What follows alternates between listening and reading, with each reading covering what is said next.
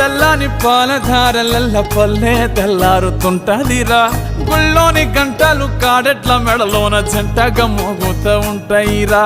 నాగలి భుజాన పెట్టుకుంటే దోస్తులు చెయ్యేసినట్టేరా కొట్టు గోదా పక్కన ఉంటే కొండంత బలగం ఉన్నట్టురా చల్లగాలి మోసుకొచ్చెరా